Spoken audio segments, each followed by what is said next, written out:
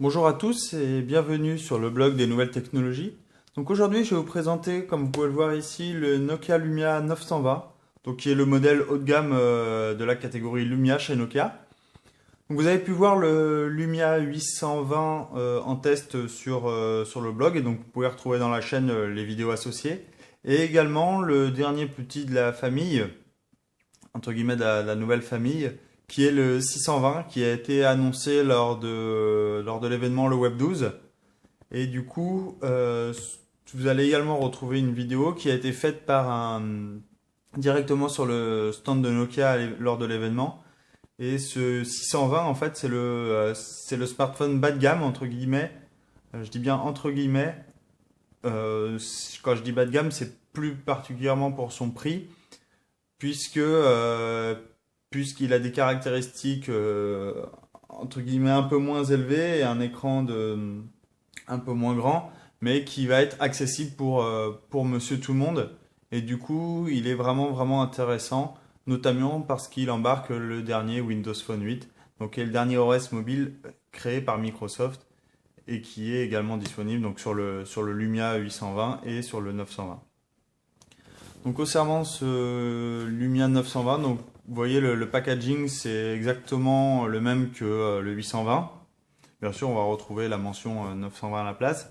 Sinon, il est très coloré, la boîte est très colorée et du coup, ça donne vraiment envie d'aller voir ce qu'il y a à l'intérieur. Donc c'est ce qu'on va faire tout de suite. Donc, il suffit de tirer sur la petite languette que vous voyez ici. Hop. Là directement, on voit bien sûr notre smartphone. Donc j'y reviendrai par la suite. Ici, dans la petite trappe, si on ouvre, on va avoir donc toute la documentation technique du téléphone. Donc ça, c'est pour vous, je vous la laisse la lire. Ici, on va retrouver donc la prise électrique avec l'embout USB. Ici, on va retrouver bien sûr le câble pour relier le téléphone à cette prise électrique ou à votre ordinateur. Et enfin, ici, on va retrouver la paire d'écouteurs intra-auriculaires avec toute une série de bouchons pour s'adapter à toutes vos oreilles en fait.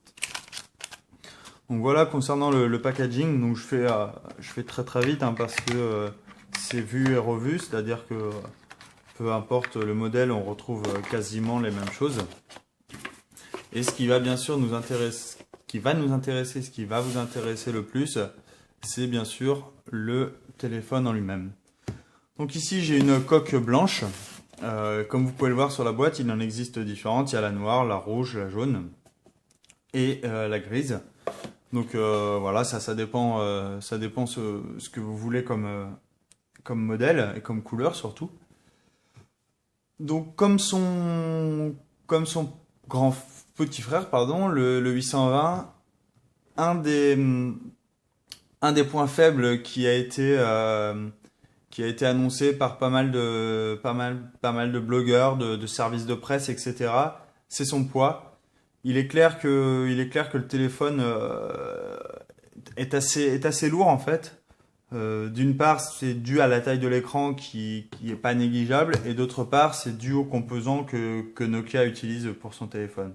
Donc ça, s'il y avait vraiment un point négatif à mettre en avant, c'est vraiment ce problème de poids. Mais celui-ci, enfin, il peut être entre guillemets obsolète, hein, on peut s'en passer. C'est pas non plus un parpaing le truc. Du coup, vu les caractéristiques qu'il a le téléphone, franchement, c'est dommage de se priver d'une bête de course, on va dire, hein, pour seulement l'argument du poids. Après, il y a plusieurs petits points où on peut critiquer, mais je trouve que se baser juste sur le poids, je trouve ça assez mal vu en fait de dire que ok, je prendrai pas le téléphone parce qu'il est lourd. Voilà, il y a d'autres caractéristiques qui font qui contrebalancent ce problème de poids et du coup qui font qu'on peut l'acheter très très très très facilement et voilà. Donc, pour vous présenter le téléphone, donc ici, derrière, on va retrouver bien sûr notre capteur photo, donc qui est de mémoire de 8,5 mégapixels, je crois, enfin dans ces zones-là. Ici, on va retrouver les flash LED, donc qui sont au nombre de 2. Il y a la technologie Carl Zeiss sur, sur l'appareil photo. Il y a également un stabilisateur, etc. Donc ça, cette partie photo, bien sûr, j'y reviendrai plus en détail dans l'article dédié. Donc je vous invite à aller voir l'article.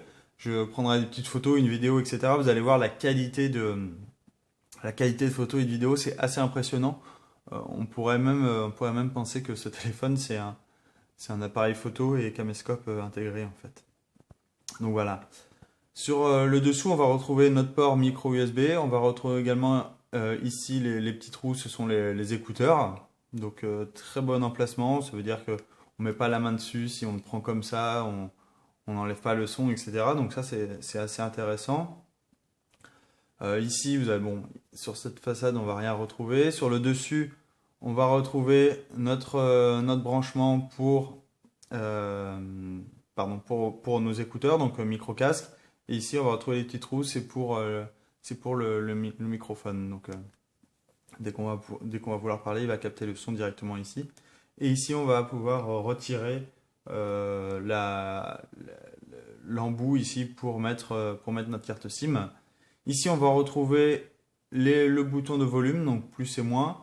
Ici, on va retrouver le bouton pour allumer le dispositif. Et enfin, ici, on va retrouver un bouton pour lancer directement l'appareil photo. Donc, hop. Voilà, là, j'ai failli tout faire tomber.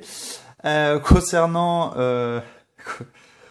l'appareil photo, donc, je voulais dire plutôt concernant les boutons, pardon. Je trouve la disposition très très intéressante parce que si on veut prendre une mobile comme ça, donc ça veut dire que si je veux prendre une photo, j'ai juste appuyé ici. Voilà, l'appareil photo il va se lancer logiquement. Et du coup, je peux prendre directement des photos avec ce bouton. Donc, vous voyez, c'est très très simple. En fait, je peux me mettre comme en mode appareil photo. Et du coup, je peux directement prendre très très facilement une photo. Idem pour le bouton de volume quand je suis au téléphone. C'est très simple. J'ai juste un doigt pour le faire. Et enfin, pour l'éteindre également, voilà, c'est directement ici. Donc, c'est un peu plus facile que quand c'est en haut ou de l'autre côté, moi je trouve en tout cas. En tout cas pour les droitiers. Ici on va retrouver donc en bas on va retrouver les boutons sensitifs, donc qui vont permettre de le retour en arrière, le bouton home et le bouton de recherche. Devant, j'ai oublié de dire, on a également ici une caméra frontale, donc qui va nous permettre de faire de la visioconférence ou autre chose en fait. Si vous aimez vous prendre en photo devant, voilà, vous pourrez le faire d'ici. Concernant autres caractéristiques, bien sûr du téléphone, il dispose d'un giga de RAM et un processeur, c'est un Snapdragon S4 qui est un double cœur de 1,5 GHz, si je dis pas de bêtises, mais il me semble que c'est ça. Concernant le stockage, on va retrouver un stockage de 32 Go et également du stockage externe sur le cloud avec SkyDrive, et qui est de 7 Go. Donc ça, j'y reviendrai bien sûr dans l'article. Concernant l'autonomie, alors si je regarde, Nokia annonce une autonomie en 3G, une autonomie de 10 heures. Et si on veut faire de l'écoute juste musique, etc., ils annoncent 74 heures. Donc j'ai pas encore poussé à bout le dispositif, donc je peux pas encore vous dire combien de temps ça me dure.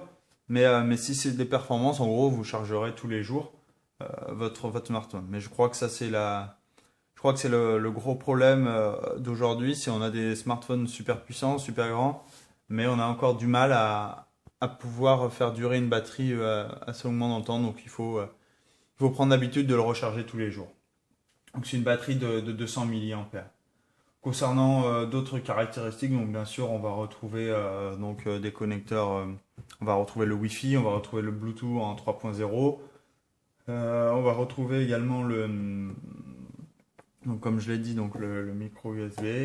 Voilà, c'est à peu près tout. On va retrouver bien sûr la technologie NFC, donc qui va nous permettre, si vous avez déjà entendu parler, c'est avec un autre dispositif, on peut échanger des photos très rapidement ou encore payer. Enfin, Il y a plein de technologies, donc je vous invite à vous renseigner. Il y a plusieurs articles sur le blog, hein, sur le NFC.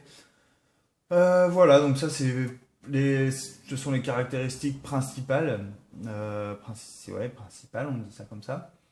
Et voilà, c'est tout ce que j'ai à dire pour cette partie. Je me réfléchissais à ma tête, est-ce que je fais une autre vidéo pour la partie logicielle? Mais oui, je pense que là, ça fait déjà 10 minutes que vous m'écoutez, donc je vais couper en deux. Et je vous dis à tout de suite pour la partie logicielle et voir quelques caractéristiques de Windows Phone 8 sur ce Lumia 920. À très vite, merci!